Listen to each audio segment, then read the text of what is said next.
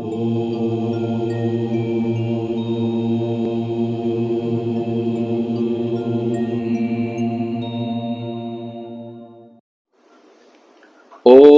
પરબ્રહ્મણે નમઃ. નિજાશ્રિતાનામ સકલાર્તિહંતા. આ શ્લોક સ્વામિનારાયણ સંપ્રદાયમાં નિત્ય બોલાય છે. ભક્તો આ શ્લોકને દિવસમાં ઘણી બધી વાર પણ બોલે છે, પરંતુ અર્થાનુસંધાનપૂર્વક જો આ શ્લોક બોલવામાં આવે તો ભગવાનના મહાત્મ્યના બળથી હૃદય ભરપૂર થઈ જાય અને આ શ્લોક બોલવાનો આનંદ અનેરો થઈ જાય. આ હેતુથી અહીંયા આ શ્લોકને સમજવાનો થોડો પ્રયાસ કરીશું. માત્ર આ શ્લોક સ્વામિનારાયણ સંપ્રદાયના આશ્રિતોને જ કંઈક સમજાવે છે એવું નથી. જે કોઈ પણ ભગવાનનો ભક્ત છે તેના માટે આ શ્લોકમાં એટલી બધી મહત્વપૂર્ણ માહિતીઓ અપાયેલી છે કે તે જો જીવનમાં ઉતારી દેવામાં આવે તો અધ્યાત્મ જીવનમાં કંઈ પણ ખૂટે નહીં.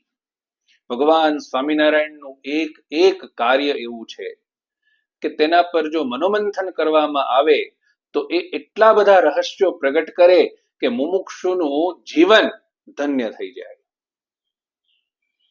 તો નિજાશ્રિતાનામ સકલાર્તિહંતા સદ્ધર્મ ભક્તે રમનમ વિધાતા દાતા સુખાનામ મનસેપ્સિતાનામ તનોતુ કૃષ્ણોખિલ મંગલમ નઃ. દરેક શ્લોકના 4 પદ હોય છે.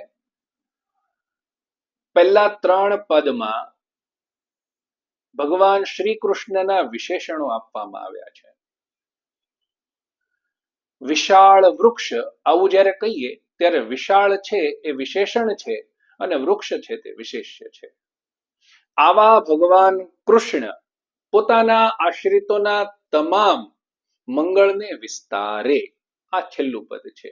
તો કેવા છે એ ભગવાન કૃષ્ણ એ દર્શાવતા પહેલા 3 પદ છે. તેમાં સૌથી પહેલું પદ નિજાશ્રિતાનામ સકલાર્તિહંતા. નિજ એટલે પોતાના, આશ્રિત એટલે આશરે રહેનારા.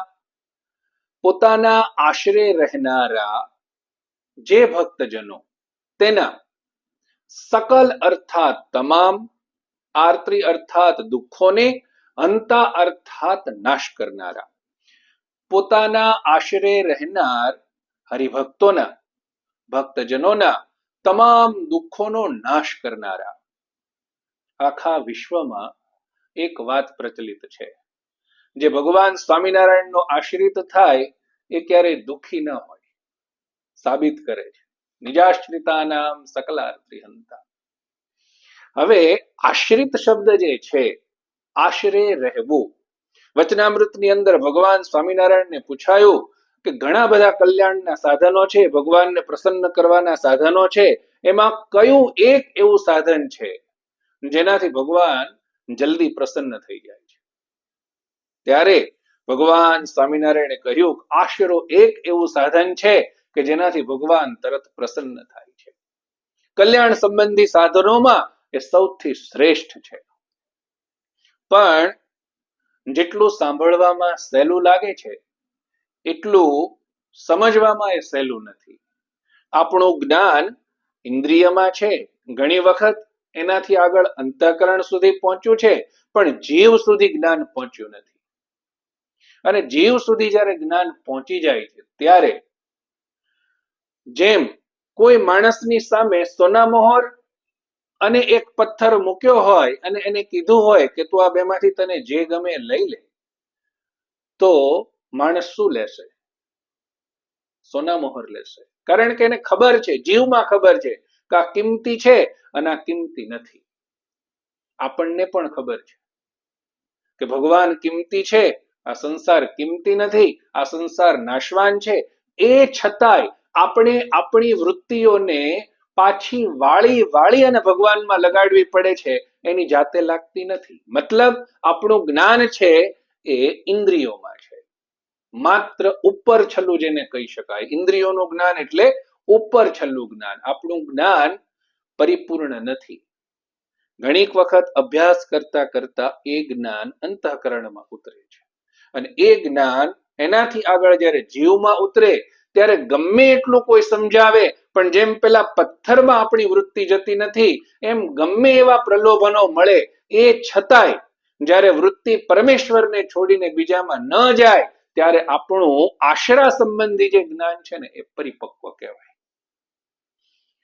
એક કથા જે આ વસ્તુને એકદમ સ્પષ્ટ કરી નાખે છે, આપણે જોઈએ.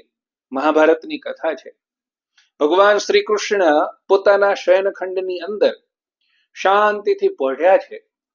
એવામાં અર્જુન અને દુર્યોધન બંને જણ આવે છે. અર્જુન છે ભગવાનના ચરણ પાસે બેસે છે, અને દુર્યોધન છે તે ભગવાનના મસ્તક પાસે બેસે છે. કથા બહુ પ્રસિદ્ધ છે એટલે વિસ્તારથી નહીં કરું. ભગવાનની આંખો ખુલે છે. જેવી આંખો ખોલી કે સામે અર્જુનને જોયા. ઓ અર્જુન, તમે ક્યારે આવ્યા? તો દુર્યોધન કે હું પણ અહીંયા છું. ભગવાને આમ જોયું, કહો તમે આવ્યા છો? કેમ પધાર્યા? કથા કોઈ પણ હોય, પણ જે ભગવાનની હોય એમાં એક એક પાસા એટલા બધા મર્મ ભરેલા હોય કે એના પર વિચાર કરીએ ને તો આપણને એમાંથી ઘણું બધું જાણવાને શીખવા મળતું જ રહે. ભગવાન શ્રી કૃષ્ણના ચરણ પાસે અર્જુન બેઠા છે તો ભગવાનની સીધી નજર પહેલી જેવી આંખ ખુલી એટલે અર્જુન પર પડી. દુર્યોધન પહેલા આવીને બેઠો છે, પણ એ છતાંય ભગવાનના મસ્તક પાસે આવીને બેઠો છે એટલે ભગવાનની નજર એના પર પહેલી નથી પડી. પણ દુર્યોધન અહંકારી છે, ભગવાનને કહે છે કે એની પહેલા હું આવ્યો છું, મારે તમારું કામ છે. ભગવાન કે બોલો. યુદ્ધની તૈયારીઓ ચાલે છે, મારે તમારી પાસેથી યુદ્ધમાં કંઈક મદદ જોઈએ છીએ. ભગવાને મંદહાસ્ય કર્યું. અર્જુનને પૂછ્યું તમે? બે હાથ જોડીને અર્જુન કે ભગવાન હું પણ એના માટે જ આવ્યો છું. અર્જુનને અને દુર્યોધનને ભગવાન શ્રી કૃષ્ણ કહે છે બંને જણ સાંભળ્યો. એક બાજુ મારી નારાયણી સેના છે. એટલી વિશાળ નારાયણી સેના હતી કે જે સેનાના પડઘમ વાગે ત્યાં શત્રુઓના મન ભયભીત થઈ જાય. અત્યંત મોટી એક બાજુ મારી નારાયણી સેના છે અને એક બાજુ હું એકલો છું. તમે બે જણ છો, તમારે પસંદ કરવાનું છે કોને શું જોઈએ છીએ. પણ મારી શરત એ છે કે હું એકલો હઈશ છતાં પણ યુદ્ધમાં હું અસ્ત્ર શસ્ત્ર કંઈ પણ નહીં ઉઠાવું, હું યુદ્ધ નહીં કરું, નિહત્થો રહીશ. એટલે કાં તો મને અને કાં તો મારી સેનાને, તમને જે મન આવે એ પસંદ કરો. ભગવાન શ્રી કૃષ્ણ કહે છે કે મેં પહેલા અર્જુનને જોયો છે એટલે અર્જુન પહેલા પસંદ કરશે. દુર્યોધન કહે છે કે ના ના, પહેલા હું પસંદ કરીશ. મનમાં ભીતિ છે કે મને જે જોઈએ છીએ એ જો અર્જુને માગી લીધું તો મારું તો થઈ રહ્યું.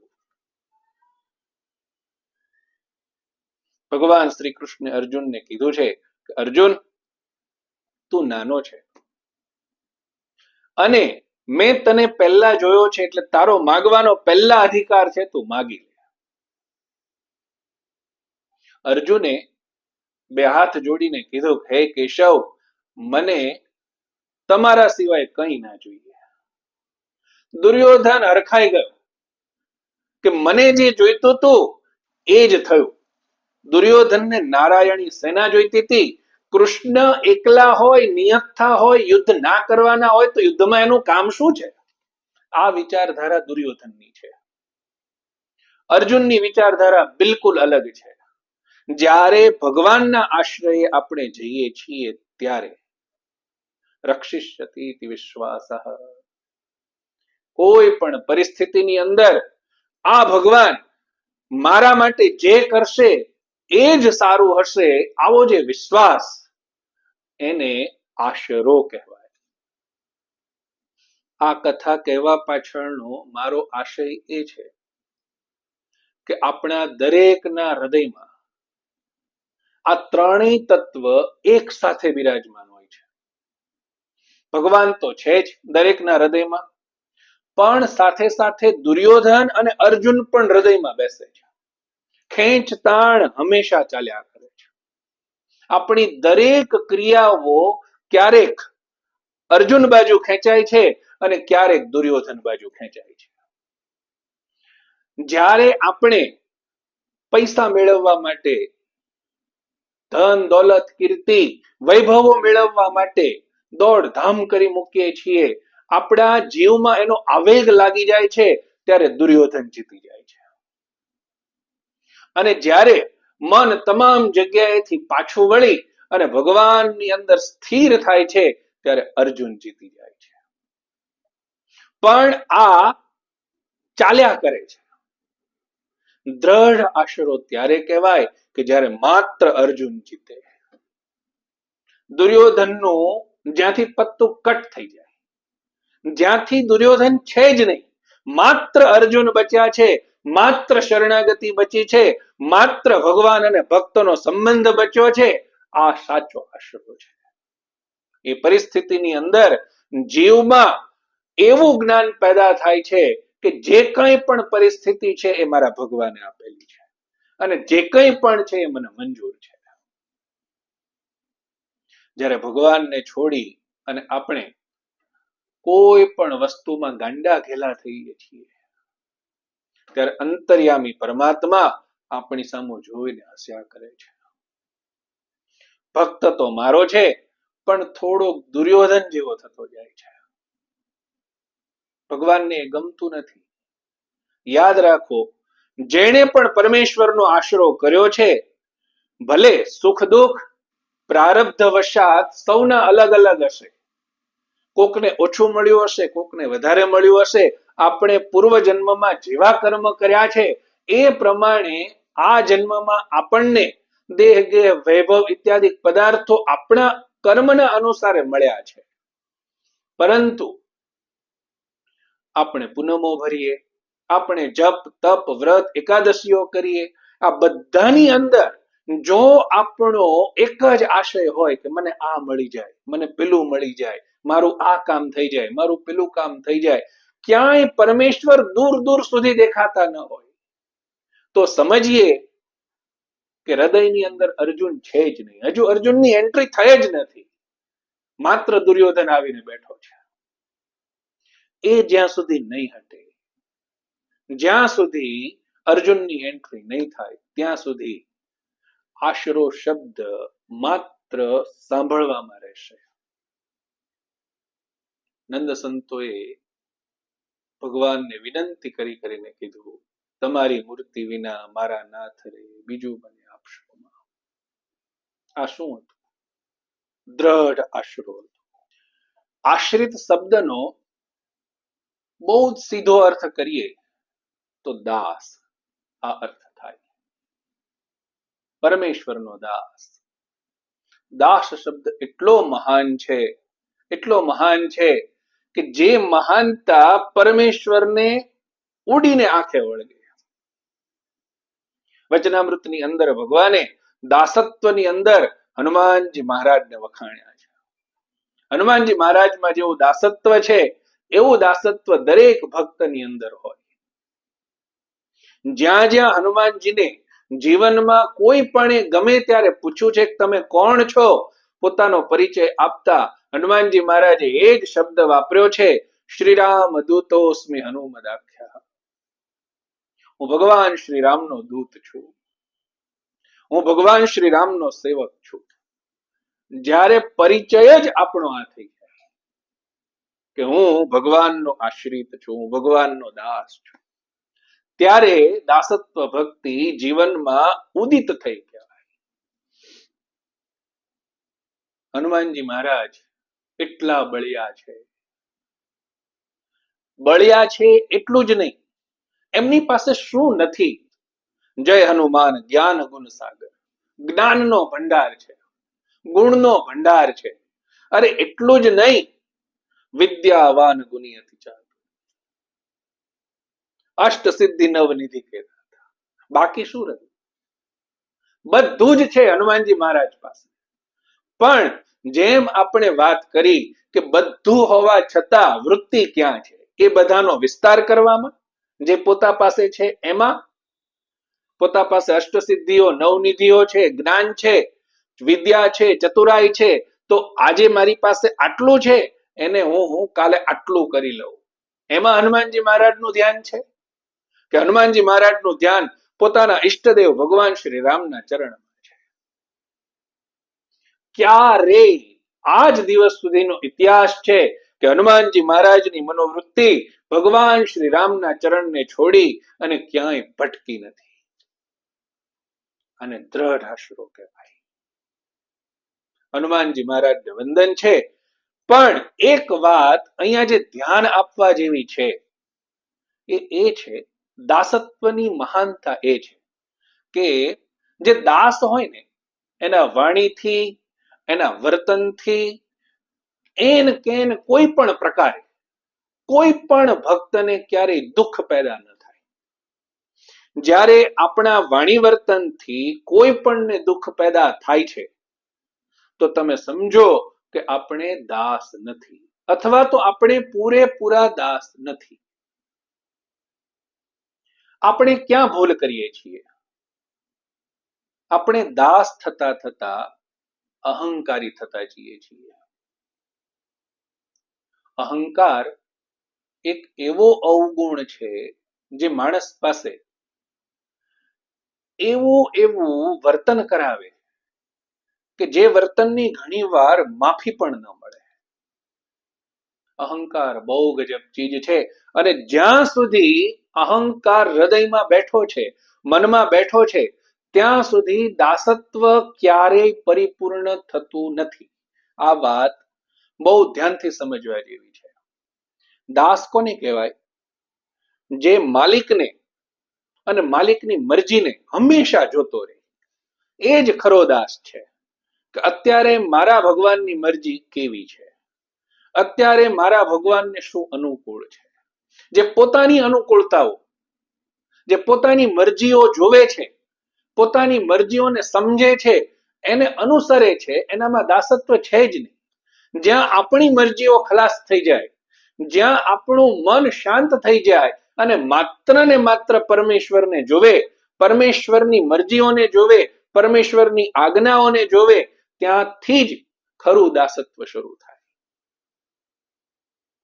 આપણે દાસત્વનો ધાબળો ઓઢી અને ઘણીવાર કોઈના ખંડન મંડન કરીએ છીએ, કોઈને નીચા દેખાડવાના પ્રયત્નો કરીએ છીએ.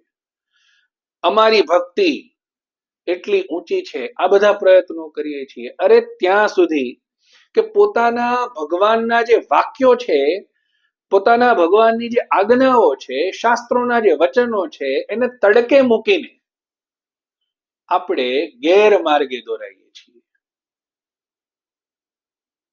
ગમે એમ બોલીએ છીએ, ગમે એને ઉતારી પાડીએ છીએ. આજે દુઃખ સાથે મારે એક વાત કહેવી છે. આ સંપ્રદાયની અંદર કથા વાર્તા નંદ સંતોએ આપેલી અને શ્રીજી મહારાજે પ્રવર્તાવેલી એક એવી પ્રથા છે કે જેનાથી જીવમાં લાગેલા જન્મ જન્માંતરના જે પાશ છે એ બધા છૂટા પડતા જાય, આત્માની વિશુદ્ધિ થતી જાય, આત્મામાં ભક્તિ પ્રગટે. પણ એ કથાની અંદર જ્યારે અજ્ઞાનતાનો ભાગ ભળે, ત્યારે સોનાની અંદર જેમ તાંબાનો ભાગ ભળે, ચાંદીનો ભાગ ભળે અને સોનું 16 વરનું ના રહે, એવી જ રીતે આ બધી કથાઓ કે આ બધા રહસ્યો 16 વલ્લા રહેતા નથી.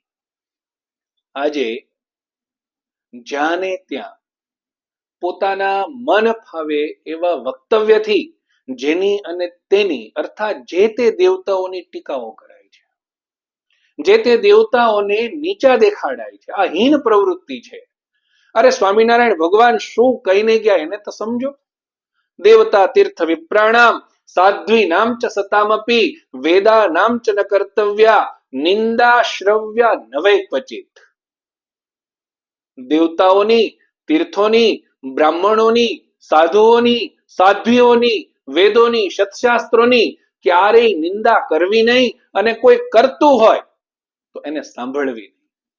તમે ક્યારેય કોઈને નીચા દેખાડવાના પ્રયત્ન ન કરો, અને કોઈ અજ્ઞાન વશાત એવો પ્રયત્ન કરે છે તો ત્યાંથી ઉભા થઈને ચાલવા માંડો. એની વાત મૂર્ખામી ભરેલી છે, એને સાંભળવાની જરૂર નથી. પ્રેમાનંદ સ્વામીએ રહી એકાદશ નિયમ મેં, આપણે નિર્વિકલ્પ ઉત્તમથી રોજ બોલીએ છીએ, એમાં 11 નિયમો બતાવ્યા છે. એ 11 નિયમમાં એક નિયમ નિંદા ન કરની ખાઓ. અરે જીવ પ્રાણી માત્રને જ્યાં આપણે નિંદિત ન કરી શકીએ ત્યાં દેવતાઓની ક્યાં વાત છે. મારે આજે ભવ બ્રહ્મા શબ્દ જે આપણા સત્સંગમાં ઘણી બધી જગ્યાએ વપરાય છે. ભવ એટલે શંકર, શંકર અને બ્રહ્મા. આ તત્વો શું છે એને એકવાર સમજી તો લો. ભવ બ્રહ્મા ને આ દુર્લભ છે, ભવ બ્રહ્મા અહીંયા આવ્યા, ભવ બ્રહ્મા આમ, ભવ બ્રહ્મા તેમ.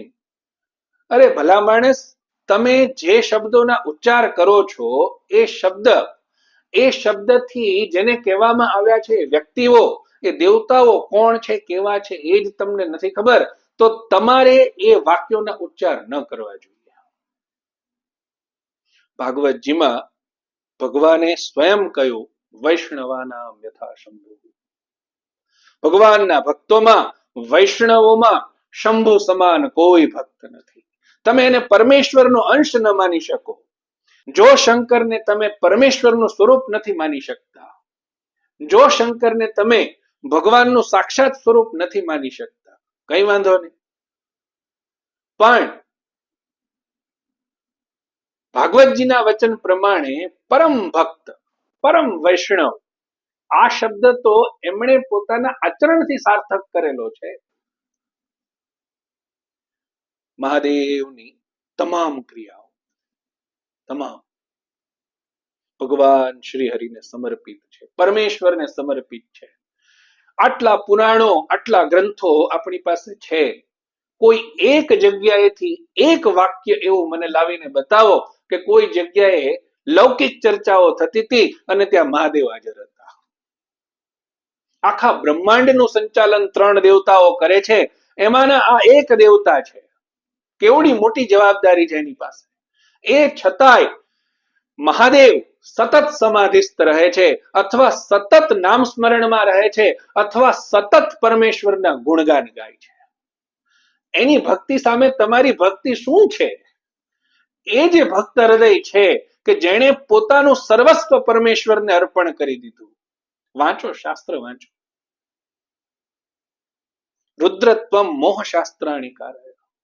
પરમેશ્વરે એકવાર આદેશ આપ્યો કે હે રુદ્ર, સૃષ્ટિની અંદર ઘણા બધા એવા જીવો પેદા થઈ ગયા છે કે જે તમોગુણી રજોગુણી છે, પણ તપસ્યાઓ કરી કરીને અને સારા સારા મંત્રોના અનુષ્ઠાન કરી કરીને શક્તિ મેળવી અને પાછા આ સૃષ્ટિને જ તકલીફ આપે છે.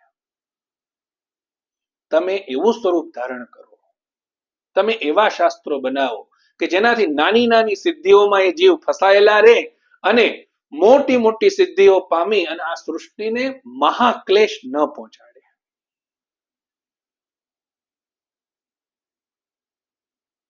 ધન્યવાદ છે ભક્તને.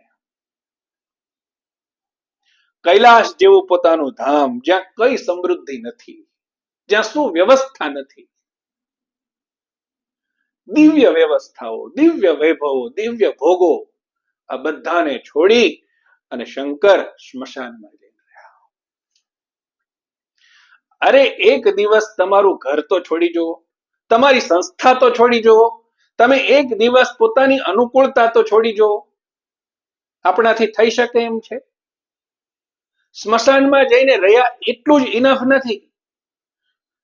એવા આજુબાજુમાં ભૂત પ્રેત પિશાચ બ્રહ્મ રાક્ષસ જેની સાથે એક મિનિટ રહેવા કોઈ રાજી ન થાય એવા જીવોને પોતાની આજુબાજુમાં રાખ્યા. ચાલો 1 દિવસ 2 દિવસ 3 દિવસ હોય તો સમજ્યા, કેટલા વર્ષો થયા.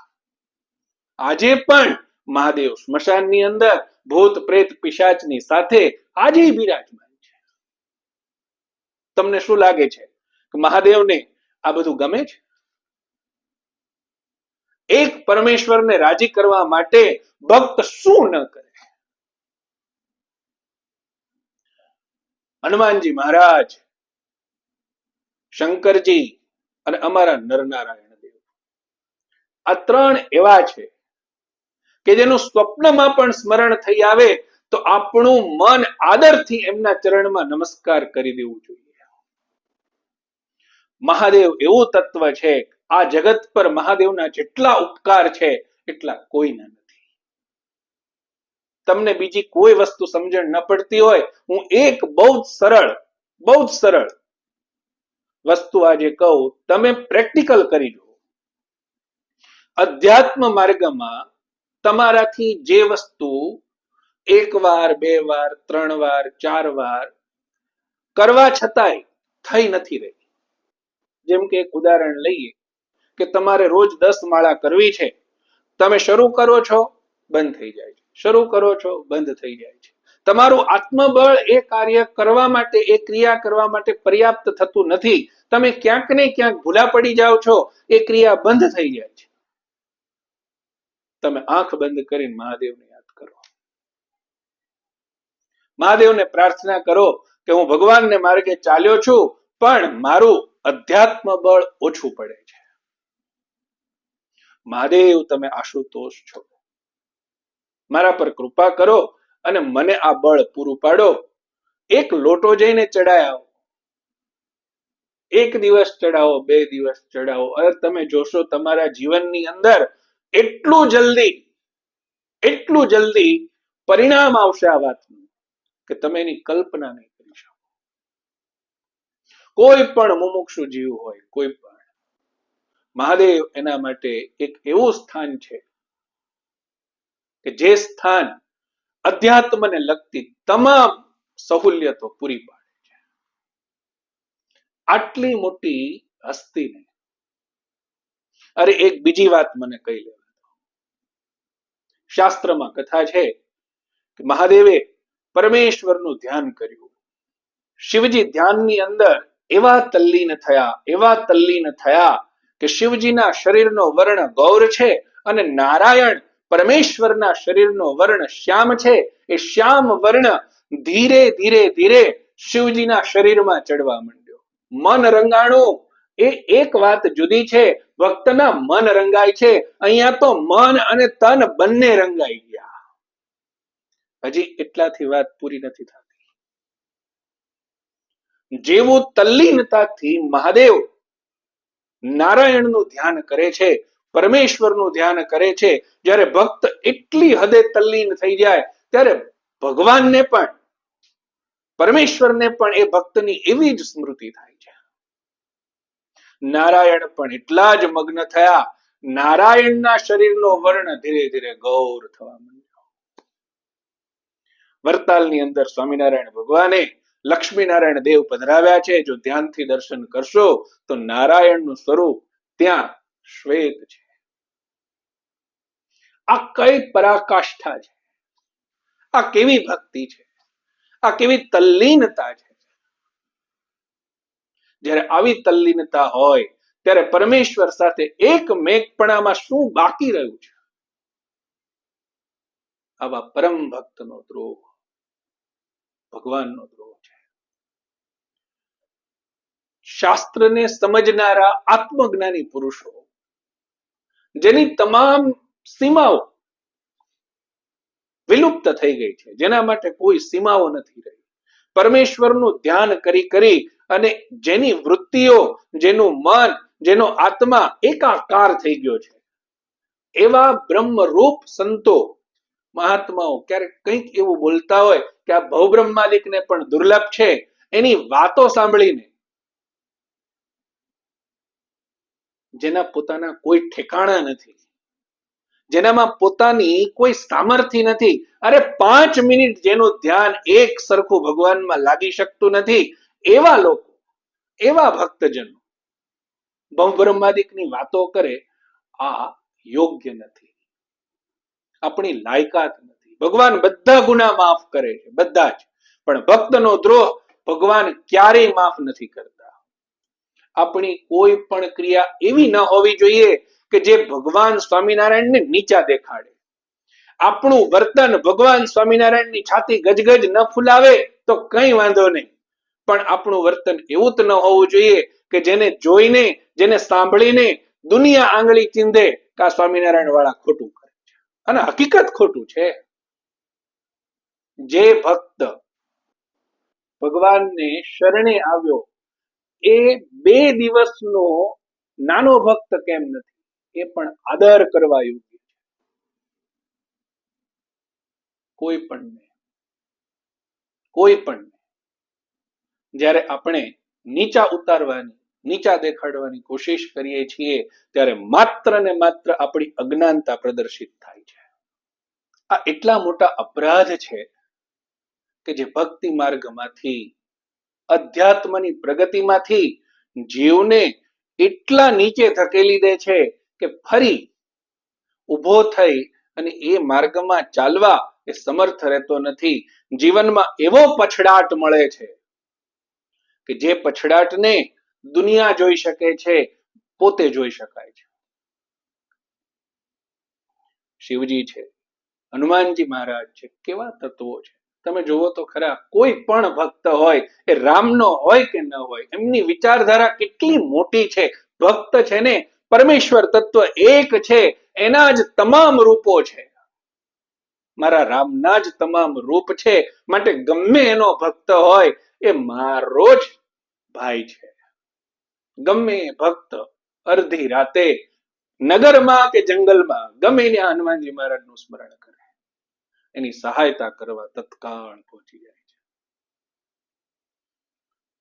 આ શીખવા જેવું છે એમનામાંથી, આ સમજવા જેવું છે. ભગવાન શ્રી નરનારાયણ દેવ, માફ કરજો, પણ આ સંપ્રદાયની અંદર ભગવાન સ્વામિનારાયણે સૌથી પહેલું મંદિર અમદાવાદની અંદર બાંધી અને પોતાનું સ્વરૂપ નરનારાયણ ત્યાં પધરાવ્યું. કેટલા લોકોને આ વાત પચતી નથી. એ તો નરનારાયણ છે, સ્વામિનારાયણ નથી. અરે તમને શું કહેવું એ મને સમજાતું નથી, પરંતુ એક વાત બીજું કઈ ન સમજાય. ભગવાન સ્વામિનારાયણ પોતે બોલ્યા કે આ પધરાવેલું સ્વરૂપ એ અમે પોતે છીએ. આટલું તો સમજો. ઠીક છે, ચાલો એ પણ નથી સમજી શકતા તો નરનારાયણ દેવ શું કામ કરે છે એ તો સમજો. શ્રી વાસુદેવ ઇહ સર્વ મુમુક્ષુલોક ક્ષેમાય નિર્જર ઋષિ કરુણા નિધિસ્ત્વમ આકલ્પમાચરસि તીવ્ર તપાંસિતમ ત્વામ નારાયણમ મુનિવરમ બદરીશમીડે. સત્સંગી જીવનની અંદર ભગવાન નરનારાયણની સ્તુતિ કરતા ઋષિઓ કહે છે, હે ભગવાન નારાયણ, હે ભગવાન નર, મુમુક્ષુ જીવોના કલ્યાણ માટે, મુમુક્ષુ જીવ જ્યારે દેહ છોડે અને ભગવાનના ધામ પ્રત્યેને ગતિ કરવાની હોય, જે ભાથું એને જોઈએ, એમાં કંઈક ખૂટતું હોય, થોડું ઘણું ખૂટતું હોય, ક્યારેક થોડું ખૂટતું હોય, ક્યારેક વધારે ખૂટતું હોય, એ તમામ ખૂટતી વસ્તુઓને પૂરવા માટે તમે સતત અહીંયા બેસીને તપ કરો છો. દેહનું દમન કરવું એ જીવને ગમતું નથી. આપણે તો પાપ કર્યા છે એને ધોવા માટે દેહનું દમન કરવાનું છે, તોય આપણે નથી કરવું. તો પરમેશ્વર શું કામ તપ કરશે? એને કયું પાપ કર્યું છે? પણ પોતાના આશ્રિતોમાં કોઈ વસ્તુની કચાશ રહી ગઈ હોય, એ કચાશને પૂરવા માટે એ પરમેશ્વરનું સ્વરૂપ નરનારાયણ દેવ બદ્રિકાશ્રમની અંદર બિરાજી આજીવન તપ કરે છે. આજીવન. અરે ભલા થઈ ભગવાન નરનારાયણ દેવના ચરણ પકડો અને રોજ સવારે વંદન કરો અને પ્રાર્થના કરો કે હે નરનારાયણ દેવ, અમારી ભક્તિમાં જે કચાશ રહેતી હોય, અમારી સમજણમાં, અમારા આશરામાં જે કચાશ રહેતી હોય એને તમે ટાળતા રહેજો, અમારી પર કૃપા દ્રષ્ટિ વાળા રહેજો. તમે જોવો આપણી પ્રગતિ કેવી થાય છે. ભગવાન સ્વામિનારાયણે શેના માટે નરનારાયણ દેવને પધરાવ્યા એ બુદ્ધિ જ નથી આવતી આપણામાં. જે દેવને આપણે નિત્ય પ્રત્યે નમસ્કાર કરવા જોઈએ, જે દેવ પાસે આપણે અધ્યાત્મનું ભાથું માંગવું જોઈએ, એવા દેવો આપણને પધરાવીને ભગવાન સ્વામિનારાયણ જે મોક્ષ માર્ગ અતિ દુષ્કર હતો એને અતિ સરળ કરીને ગયા છે. પણ આપણી બુદ્ધિને અનુસરી અને આપણે એને સમજવાની કોશિશ જ નથી કરવી. અહંકાર ભાવનાથી બસ જેને ને તેને ઉતારવા છે, ગમે તેવી વાતો કરવી છે. દાસત્વ ભાવ જ્યાં સુધી જીવની અંદર અહંકાર છે ત્યાં સુધી પ્રગટવાનો નથી, નથી અને નથી. નિષ્કુળાનંદ સ્વામીએ 64 પદી નામનો ગ્રંથ લખ્યો છે. 64 પદીની અંદર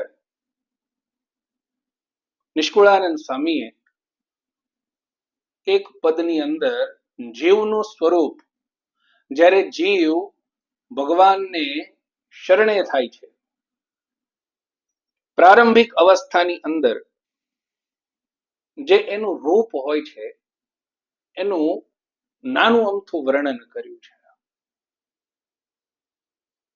બધાએ સમજવા જેવું છે.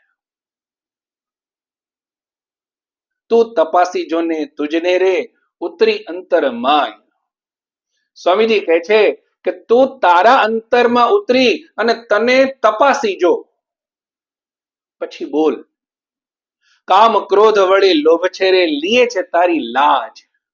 દરેક ક્રિયાની અંદર ક્યાંક કામ, ક્યાંક ક્રોધ, ક્યાંક લોભ, આ અંતઃશત્રુઓ ભેગા થઈ અને સતત તારી લાજ લે છે. તેણે કરી અંતરે ક્ષોભ છે રે જો વિચારી આજ. ભૂંડા ઘાટ ઉઠે છે ભીતરે રે જેને કહેવાય પાર. મનની અંદર ધનને જોઈ જે વિચારો આવે છે, રૂપવાન સ્ત્રીઓને જોઈને જે વિચારો આવે છે, એટલા ભૂંડા ઘાટ સંકલ્પો થાય છે જેને કહેવાય બાર. કોઈક સારા માણસને જો કીધું હોય તો તમારા પ્રત્યે એને ધિક્કાર થઈ જાય એવા તો અંતરની અંદર હજુ ઘાટ સંકલ્પો ભર્યા છે. એ વાતનો તારે અંતરે રે નથી નરવિચાર. આનો તો કોઈ વિચાર નથી અને એવી એવી વાતો કરે છે કે જે તમારા લેવલની, તમારા પોતાના લેવલની બહાર છે. આપણે જે લેવલ પર નથી એ લેવલની વાત ક્યારેય ન કરવી જોઈએ. દાસત્વમાં આ ગુણ સમાયેલો છે.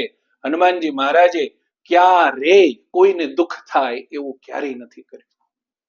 કોઈ કથા તમને નહીં મળે કે હનુમાનજી મહારાજના બોલવાથી, હનુમાનજી મહારાજના કોઈ વર્તનથી ભગવાનના કોઈ પણ ભક્તને કોઈ પણ પ્રકારનું દુઃખ થયું હોય, અથવા તો હનુમાનજી મહારાજના એવા વચનો ક્યાંય નહીં મળે કે જે કોઈને ઉતારી પાડતા હોય. હંમેશા બધાને માન આપવું એ જ દુનિયાના દરેક ધર્મમાં શીખવાડવામાં આવ્યું છે.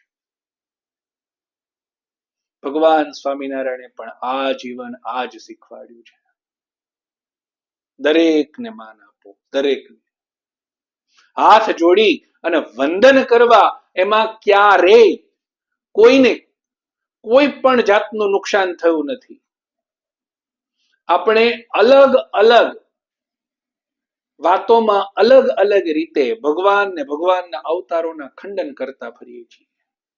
શિક્ષાપત્રીની અંદર ભગવાન શ્રી હરિની સ્પષ્ટ આજ્ઞા છે, કૃષ્ણ કૃષ્ણાવતારાણામ ખંડનમ યત્ર યુક્તિભિ કૃતમ શાત્તાની શાસ્ત્રાણી ન માન્યાની કદાચન.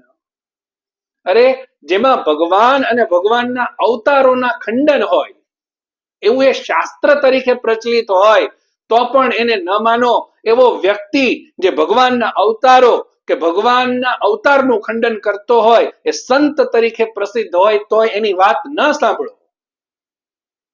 એ સંત નથી, સંતના વેશમાં અસુર છે. સનાતન એવી પરંપરા શીખવાડે છે કે સોય થઈને રહો.